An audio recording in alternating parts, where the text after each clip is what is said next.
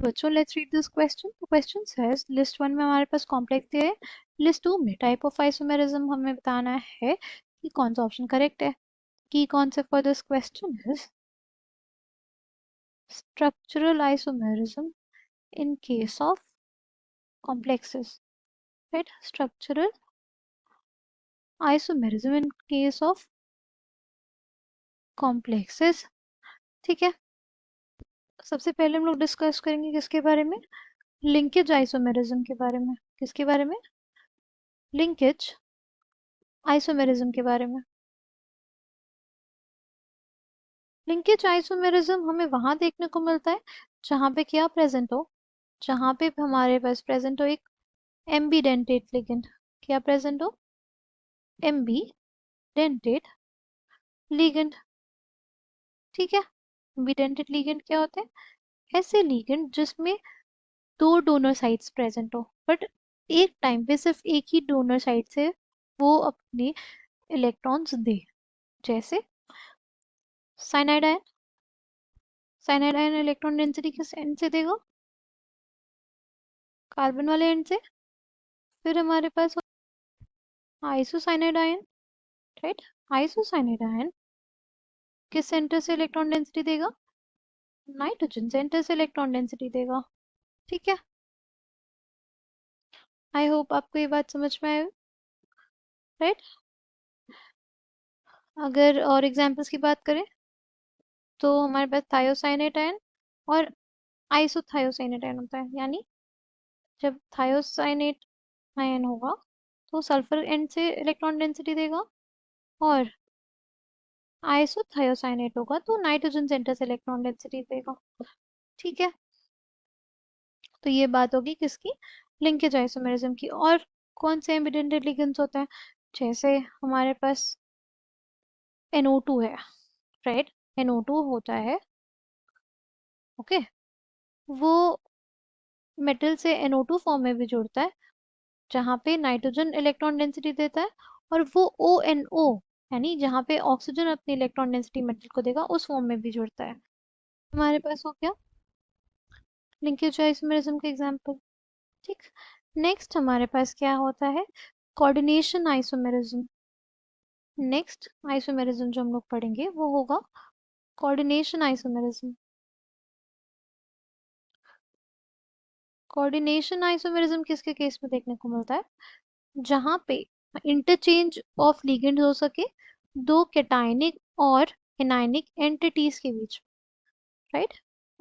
Coordination isomerism वहां पे देखने को मिलेगा जहां पे क्या हो सके? इंटरचेंज हो सके, interchange of ligands between cationic and anionic entities, between cationic and anionic entities of different metal ions, of different metal ions in a complex। किसी कॉम किसी बेसिकली दो कॉम्प्लेक्सेस होंगे, राइट? एक उसमें कैटायनिक पार्ट होगा, एक एनायनिक पार्ट होगा, और इसमें क्या हो, इंटरचेंज ऑफ लिगेंड्स अगर हो जाए तो हम लोग बोलते हैं कि वहां पे क्या है? Coordination isomerism. तो वो हम लोग वहां पे बोलते हैं कोऑर्डिनेशन आइसोमेरिज्म। जैसे ये एग्जांपल हो गया, इसमें हमारे पास जो कोबल्ट है वो +3 ऑक्सीडेशन स्टेट में है, राइट? और क्रोमियम किस ऑक्सीडेशन में? +3 ऑक्सीडेशन स्टेट में। ठीक, अब दोनों के बीच में अगर एक्सचेंज ऑफ लिगेंड्स हो जाए, दोनों के बीच में क्या हो जाए? एक्सचेंज ऑफ लिगेंड्स हो जाए तो इसका कोऑर्डिनेशन आइसोमेरिज्म, आइसोमर क्या बनेगा? इसका कोऑर्डिनेशन आइसोमर कुछ ऐसा होगा। ये हो क्या?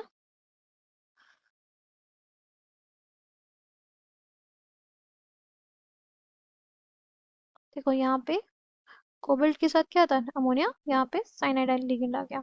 ये एक्सचेंज ऑफ लिगेंड्स किसके बीच में? कैटायनिक और एनायनिक एंटिटीज के बीच में, किसमें डिफरेंट मेटल आयन सेंटर्स हो, तब तब उसको हम लोग बोलते हैं क्या? Coordination isomerism. ठीक है, तो सी के केस में क्या है, कोऑर्डिनेशन आइसोमेरिज्म है।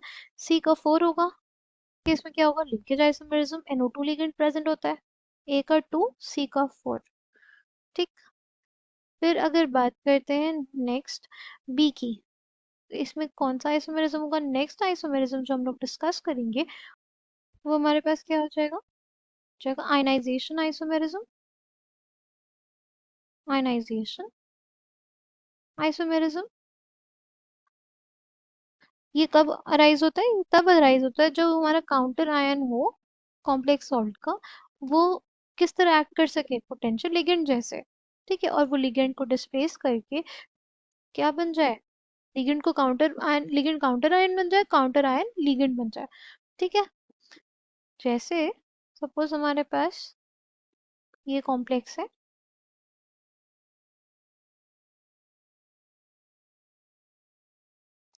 तो अभी यहाँ पे काउंटर आयन क्या है, अभी काउंटर आयन ब्रोमीन है, और अमोनिया हमारा लिगेंड है, और सल्फेट आयन भी हमारा लिगेंड है। ठीक। इसका आयनाइजेशन आइसोमर क्या होगा, राइट, जब ये आयनाइज करेगा तो हमारे पास ब्रोमाइड आयन मिलेगा, और ये हमारा कॉम्प्लेक्स मिलेगा। ठीक।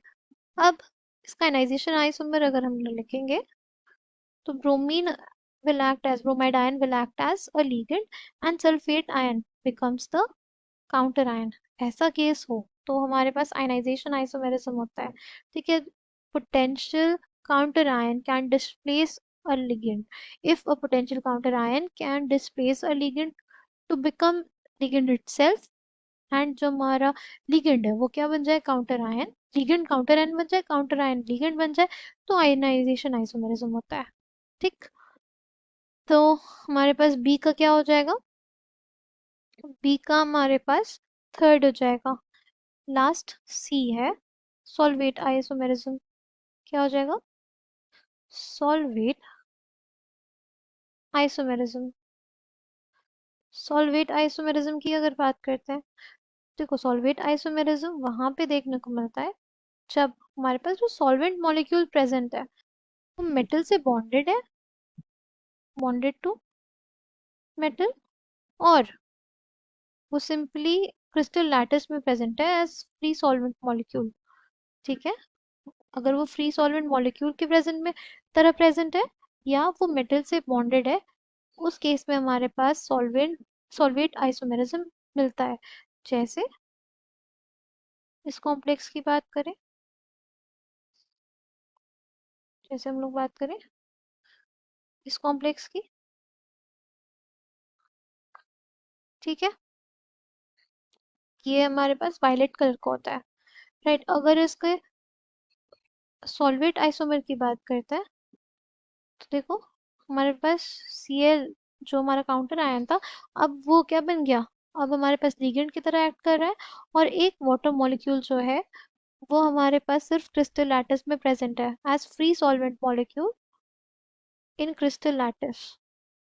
तो ये सॉल्वेट आइसोमर वहां पे एग्जिस्ट हो करता है जहाँ पे जो काउंटर आयन है वो लिगेंड बन जाए। ठीक। और और जो हमारा सॉल्वेंट है वो सिर्फ और सिर्फ जाके या तो मेटल से बॉन्डेड हो, या वो फ्री सॉल्वेंट मॉलिक्यूल जैसे प्रेजेंट हो क्रिस्टल लैटिस में। ठीक है, तो हमारे पास क्या हो जाएगा, डी का हो जाएगा 1, ए का 2, बी का 3, सी का 4, और डी का 1। किस ऑप्शन में, option B will be correct. I hope you understood it well, thank you all the